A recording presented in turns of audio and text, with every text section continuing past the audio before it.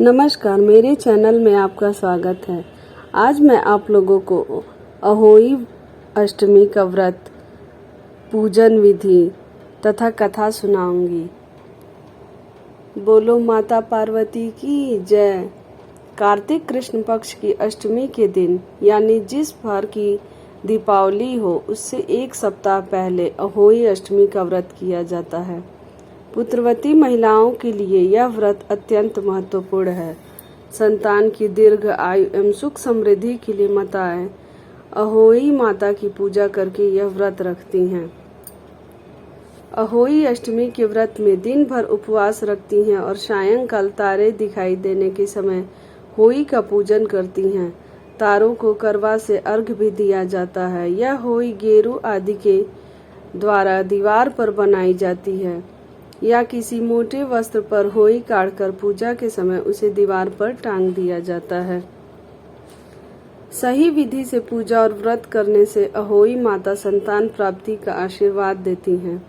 अहोई अष्टमी के दिन व्रत रखने से संतान की कष्टों का निवारण होता है एवं उनके जीवन में सुख समृद्धि व तरक्की आती है। जिन माताओं की संतान को शारीरिक कष्ट हो, स्वास्थ्य ठीक न रहता हो या बार बार बीमार पड़ते हो अथवा किसी भी कारण से माता पिता को अपनी संतान की ओर से चिंता बनी रहती हो तो माता द्वारा विधि विधान से अहोई माता की पूजा अर्चना व व्रत करने से संतान को विशेष लाभ होता है। माता पार्वती का स्वरूप है अहोई माता। अनहोनी को टालने वाली माता देवी पार्वती है, इसलिए इस दिन माँ पार्वती की पूजा अर्चना का भी विधान है।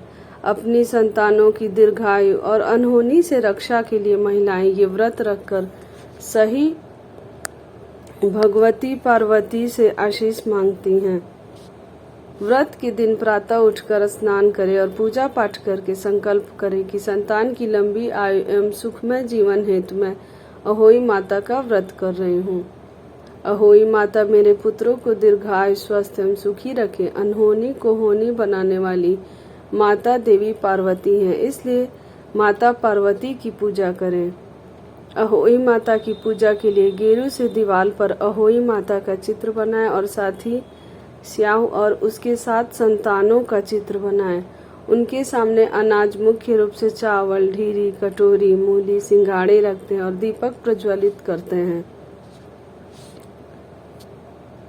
अहोई अष्टमी व्रत कथा। प्राचीन काल में एक नगर में एक साहूकार रहा करता। उसके 7 बेटे थे, 7 बहुएं तथा एक पुत्री थी। दीपावली पर घर को लीपने के लिए 7 बहुएं और नंद मिट्टी लाने जंगल गईं। साहूकार की बेटी जहाँ मिट्टी काट रही थी उस स्थान पर स्याहू शाही अपने 7 बेटों के साथ रहती थी। मिट्टी काटते हुए गलती से साहूकार की बेटी से खुरपी की चोट से स्याहू का एक बच्चा मर गया। स्याहू इस पर क्रोधित होकर बोली, मैं तुम्हारी कोख बांधूंगी। तब नंद अपनी 7 भाभियों से बोली, तुम में से कोई मेरे बदले अपनी कोख बंधा लो।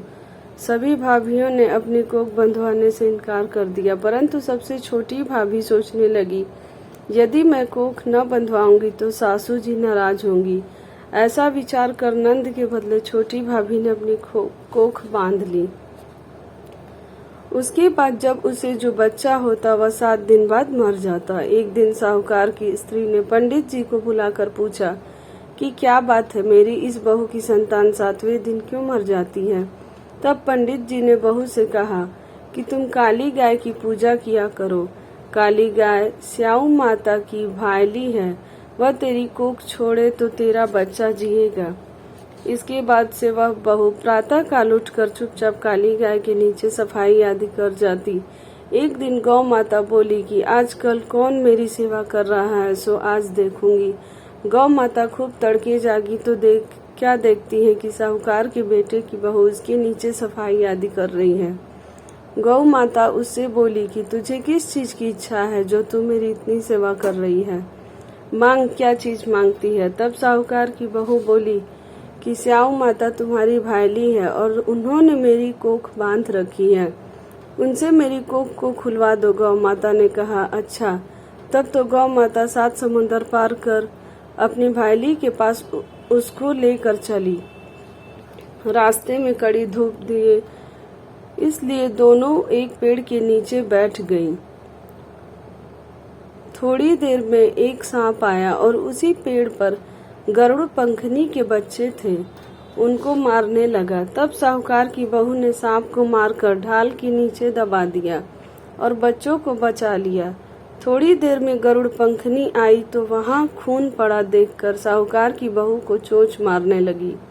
तब साहूकार की बहू बोली कि मैंने तेरे बच्चे को मारा नहीं, बल्कि सांप तेरे बच्चे को डसने आया था। मैंने तो तेरे बच्चों की रक्षा की है। यह सुनकर गरुड़ पंखनी खुश होकर बोली कि मांग, तू क्या मांगती है? वह बोली, 7 समुंदर पार स्याऊ माता रहती है, मुझे तो उनके पास पहुंचा दे। तब गरुड़ पंखनी ने दोनों को अपनी पीठ पर बैठाकर स्याऊ माता के पास पहुंचा दिया।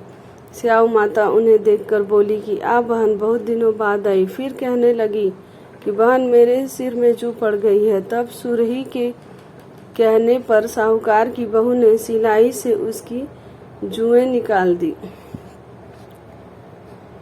इस पर स्याऊ माता प्रसन्न होकर बोली कि तेरे 7 बेटे और 7 बहुएं हो। साहूकार ने बोली कि मेरा तो एक भी बेटा नहीं, 7 कहाँ से होंगे? स्याऊ माता बोली, वचन दिया, वचन से फिरूं तो धोबी के कुंड पर कंकरी होऊं।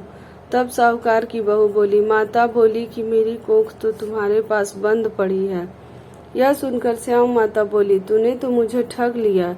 मैं तेरी कोख खोलती तो नहीं, परंतु अब खोलनी पड़ेगी। जा, तेरे घर में तुझे 7 बेटे और 7 बहुएं मिलेंगी। तू जाकर उजमान करना, 7 अहोई बनाकर 7 कढ़ाई करना। वह घर लौट कर आई तो देखा 7 बेटे और 7 बहुएं बैठी हैं। वह खुश हो गई। उसने 7 अहोई बनाई, 7 उजमान किए, 7 कढ़ाई की। दिवाली के दिन जेठानियां आपस में कहने लगी कि जल्दी जल्दी पूजा कर लो, कहीं छोटी बहू बच्चों को याद करके रोने न लगे।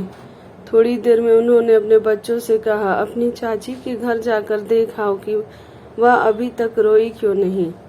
बच्चों ने देखा और वापस जाकर कहा कि चाची तो कुछ मान रही है, खूब उजमान हो रहा है। यह सुनते ही जेठानियां दौड़ी दौड़ी उसके घर गईं और जाकर पूछने लगी कि तुमने कोख कैसे छुड़ाई? वह बोली, तुमने तो कोख बंधाई नहीं, मैंने बंधा ली। अब स्याऊ माता ने कृपा करके मेरी कोख खोल दी है। बोलो अहोई माता की जय, माता पार्वती की जय।